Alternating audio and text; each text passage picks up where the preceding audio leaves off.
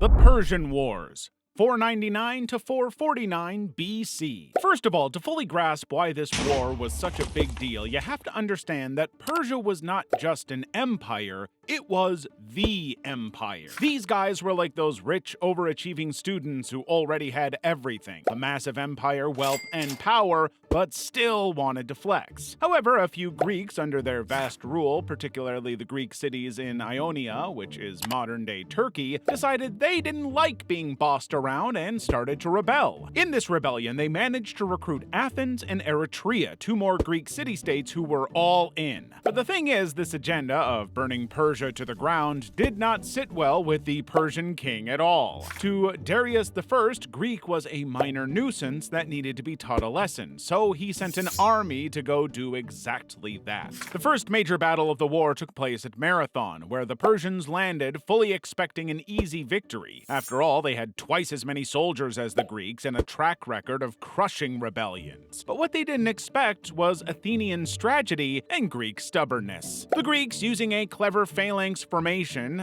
think of it as a human tank wall, rushed at the Persians instead of waiting for them to attack. The Persians panicked, got pushed back, and suffered a shocking defeat. And just like that, the battle was over. Athens had won. In fact, the victory was so surprising that a Greek soldier ran 26 miles back to Athens to announce it. Well, he then collapsed and died, giving us the modern-day marathon race. However, before Darius could try again, he died, but his son Xerxes I took up the challenge. A decade later, he returned with an invasion force so massive that it made the previous one look like a practice round. The Greeks knew they were in trouble, and some city-states panicked and surrendered, but others, like Sparta, were ready to go down swinging. This was when a certain King Leonidas and his 300 Spartans decided to make their stand at Thermopylae, a narrow mountain pass. For 3 days, these warriors held off the entire Persian army in one of the most heroic last stands in history. They blocked the pass, cut down wave after wave of Persian troops, and refused to retreat. Their determination became the stuff of legend, inspiring not just Greece, but countless resistance movements throughout history. Unfortunately, a Greek traitor, whose name we don't care to remember, showed the Persians a secret path allowing them to flank the Spartans. Leonidas and his men fought to the last man, but their sacrifice bought Greece valuable time to regroup. Now, after Thermopylae, the Persians burned Athens to the ground, but Athens wasn't defeated yet because they still had one powerful advantage: their navy. Led by the brilliant strategist Themistocles, the Greeks tricked the Persians into fighting in a narrow waterway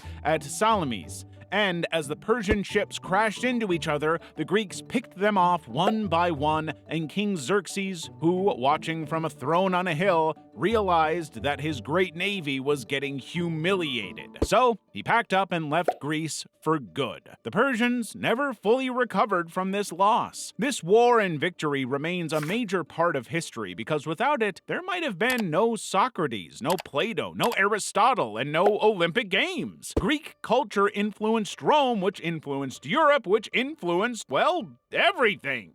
The Punic Wars, 264 to 146 BC. Imagine what it feels like to literally have a sworn enemy who you just can't stand. That's exactly what the situation was like for Rome and Carthage, who were quite literally the two biggest names in the Mediterranean around 264 BC. You see, Rome was the ambitious rising power of Italy and was all about discipline, order, and military dominance. Meanwhile, Carthage, a wealthy city-state in North Africa, had money, ships, and a talent for making trade deals. Basically, Rome was like the tough street fighter who grinded his way to the top, and Carthage was the slick businessman who knew how to turn everything into gold. But they had a problem. These two guys absolutely hated themselves, and this led to not one, not two, but 3 massive wars that was eventually just called the Punic War. The first round kicked off because of Sicily. During this time, Sicily was basically the Las Vegas of the ancient world and everybody wanted a piece of it. However, some mercenaries in Sicily, called the Mamertines, asked both Rome and Carthage for help, which was a really bad move. Both superpowers saw this as a chance to flex their muscles, and before you could say Mediterranean beef, Rome and Carthage were at war. At the start, Rome didn't have a navy, which is kind of an issue when you're fighting Carthage, which has the biggest navy in the Mediterranean. So Romans stole a Carthaginian ship, studied it, and mass-produced their own fleet, and even added something called a corvus, which was basically a massive boarding plank to their ships. This turned sea battles into land battles, because let's be real, Romans were way better at stabbing than sailing. And it paid off, because after 23 years of fighting, yes, 23 years, Rome finally won by crushing Carthage's fleet in the Battle of the Agates Islands, 241 BC. Carthage had to give up Sicily and to pay a huge fine, which made them broke and bitter. Now, after their first L, Carthage wasn't about to sit back and let Rome enjoy their victory, so a man named Hannibal Barca led round 2 of the war. Instead of attacking Rome by sea, which was the obvious choice, Hannibal decided to take the scenic route, which was through Spain, France, and the Alps. And oh, he came with war elephants. This new general was literally on a winning streak as he managed to destroy Rome's armies in battle after battle. But Rome was still street smart, so they ignored him and fought Carthage indirectly by cutting off their supply lines from Spain and North Africa. When Hannibal was finally called back home to defend Carthage, Scipio defeated him at the Battle of Zama, 202 BC, forcing Carthage to surrender again. This time around, Carthage had to give up Spain and most of its army, and also had to pay another massive fine. But did they stop fighting? Well, hell no. Mostly because Rome had trust issues and wanted to finish off Carthage once and for all, so Rome fabricated a reason for war. Now get this. Carthage was desperate to avoid another beating, as they were now weak and powerless, so they surrendered without a fight, but Rome demanded they destroy their own city and relocate inland. Carthage refused, and that's all Rome needed. Rome surrounded Carthage for 3 years, and even when they finally broke through, they slaughtered or enslaved everyone. These guys burned the city to the ground and allegedly salted the earth so nothing could grow there again, which is probably a myth, but I mean, it still sounds cool. And sadly, this was how Carthage was erased from history and Rome became the undisputed master of the Mediterranean. Basically, this war set the stage for Rome's eventual transformation into an empire, but if we're being entirely honest, the real MVP of this war was the Carthaginian accountant who had to calculate all those war fines.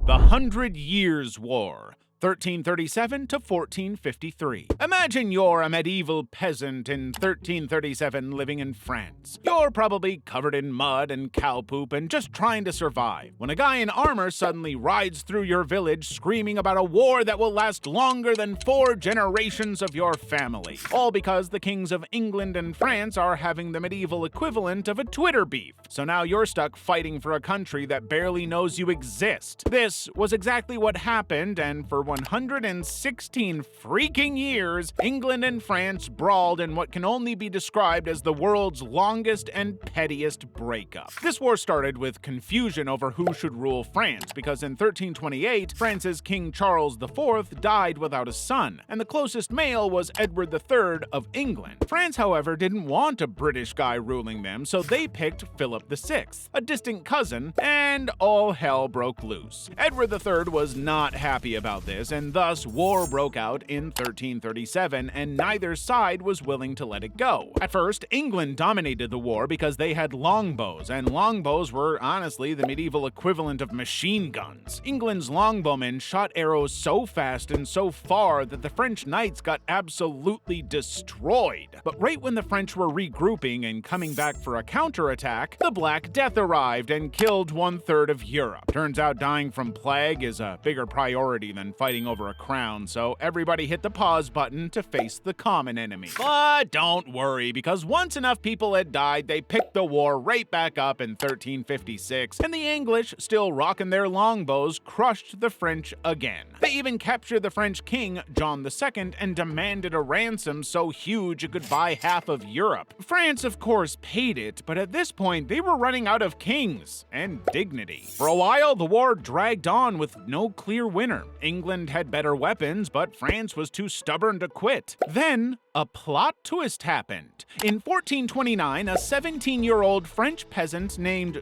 Joan of Arc showed up claiming that God told her to lead France to victory. The French, desperate for anything remotely hopeful, were like, sure, why not? And surprisingly, she led an army and actually won the Battle of Orleans, which greatly inspired France to keep fighting, and to be honest, Joan's success completely turned the war around, and the English were absolutely terrified of her. Unfortunately, England captured her and, in classic medieval fashion, burned her at the stake in 1431 for witchcraft, because heaven forbid a woman be good at war. Eventually, thank heavens, by the 1440s, England was running out of money, soldiers, and patience. Meanwhile, France had developed guns and cannons, which made castles completely useless. The war was officially won by France in 1453, and this officially turned the country into a strong centralized kingdom that set the stage for future empires. But after 116 years, the biggest takeaway in this madness was that England and France still don't like each other.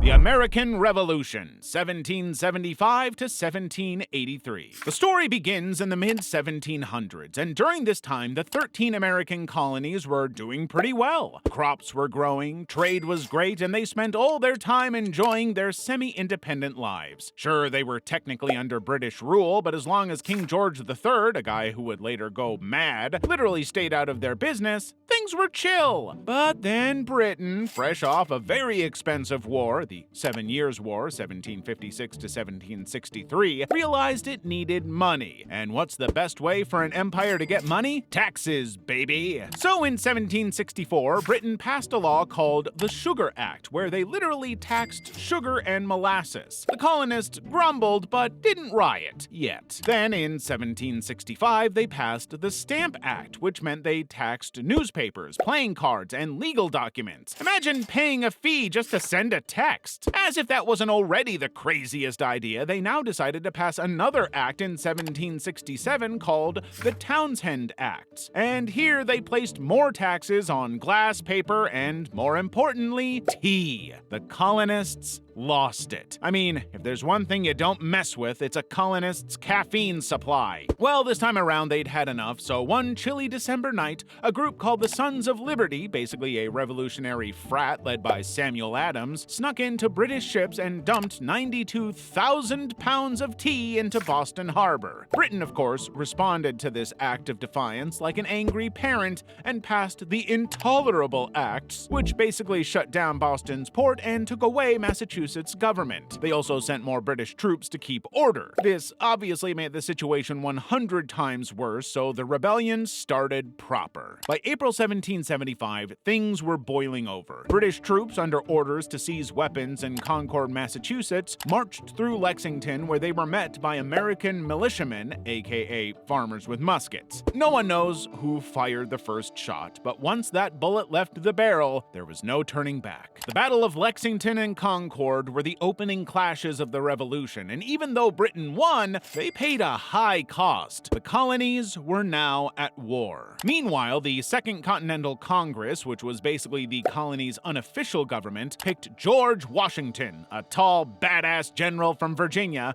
to lead the American army. Washington had zero formal military training, wooden teeth, and a face too serious for his own good, but he had one thing the colonists needed: leadership. At first, things looked really grim for the Americans. I mean, the British army was huge, well-trained, and well-funded. And the American army, if you could even call them that, was just a bunch of farmers and shopkeepers who sometimes forgot which end of the musket to hold. But here's where things got interesting. On July 4th, 1776, a man named Thomas Jefferson drafted the Declaration of Independence, officially telling Britain, hey, King George, we're breaking up with you. You don't respect us, you take our money, and frankly, we've met someone better. Freedom. The Declaration was signed and sealed on July 4th, 1776, aka Independence Day. In that same year, Washington knew he had to pull off something big. So on Christmas night, he led his army across the icy Delaware River and surprised a bunch of hungover British-paid Hessian soldiers in Trenton, New Jersey. The result? America actually won a battle, and this sent their morale through the roof. But even this small victory didn't mean anything. anything. The colonies were still underarmed, undertrained, and honestly, they had no idea what they were actually doing. That was until France jumped in to help, because they absolutely hated the Brits and would take any chance to mess with them. And from this point on, Britain was in serious trouble. By 1781, Britain was bleeding money and losing support at home. Then came the Battle of Yorktown, when Washington and the French trapped British General Cornwallis in Virginia. France successfully blocked the British Navy from helping, and the only option Cornwallis had was to surrender. And surrender he did. And just like that, it was game over. Britain called it quits. The two countries came together to write the Treaty of Paris, 1783, which officially ended the war, and Britain recognized America as an independent nation. The US got massive amounts of land, and, well, the world changed forever. The Revolution gave the world the United States, a country that would eventually shape global politics, economy, and pop culture. Without it, there'd be no Hollywood, no Marvel movies, no McDonald's, and definitely no 4th of July fireworks. The French Revolution and Napoleonic Wars, 1789 to 1815. If you were a Frenchman living in the 1700s, then life must have been really stressful and rough, because these guys just kept fighting war after war after war. Well, this constant war made France broke by the late 1700s, because they'd already spent too much money helping America fight the British. As if that wasn't enough strain on the economy, the nobility and clergy, aka the ultra-rich, paid zero taxes, which left the extremely poor peasants and middle class to foot the bill. And well, King Louis XVI was about as good with money as a teenager with their first credit card. He just kept spending money that they didn't have, while the commoners were starving to death. Literally. Well, by 1789, the people had had enough. They stormed the Bastille, a prison that symbolized royal oppression, on July 14th, 1789, and found weapons. This single act officially kicked off the French Revolution, a moment to end the monarchy and create a government for the people. The revolutionaries wrote a fancy new Declaration of the Rights of Man, which said things like, "All men are born free and equal." And when King Louis XVI tried to argue this declaration, the revolutionaries decided to remove him permanently, which they eventually managed to do in 1793 via guillotine. And Marie Antoinette followed soon after. France was now officially a republic, but instead of peace, things got chaotic. After the successful execution of their king, France entered a period known as the Reign of Terror, a period when revolutionaries started executing anyone suspected of opposing the revolution. It was like an extreme version of cancel culture, but instead of getting unfollowed, you got decapitated. Over 16,000 people lost their heads, including some of the very people who started the revolution.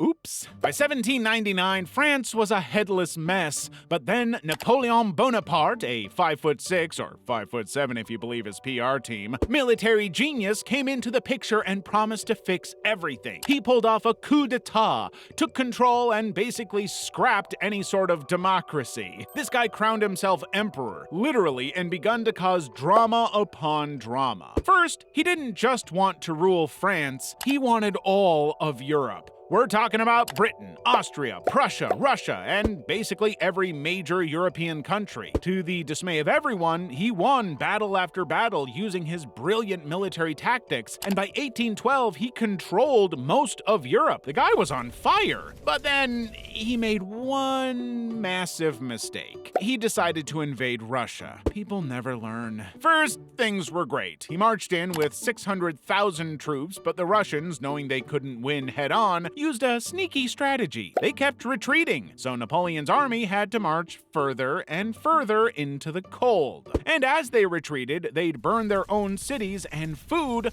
so the French had nothing to eat and no shelter. So by the time winter hit, Napoleon's army was freezing, starving, and exhausted, and only about 100,000 men made it back home. After the Russian disaster, Napoleon's enemies ganged up on him, and in 1814 they captured Paris, and he was exiled to Elba, a tiny island in the Mediterranean. But did he stay there? Well, of course not. Because in 1815, he escaped, returned to France, and ruled for 100 more days before losing once and for all at the Battle of Waterloo. Britain and Prussia tag-teamed him, and this time they exiled him way farther to St. Helena, a remote island in the middle of nowhere. There, Napoleon spent the rest of his life complaining about bad food until he died in 1821. However, even though Napoleon was gone, his legacy lived on because it created the Napoleonic Code, a new legal system that influenced laws worldwide, including in Europe, Latin America, and even the US.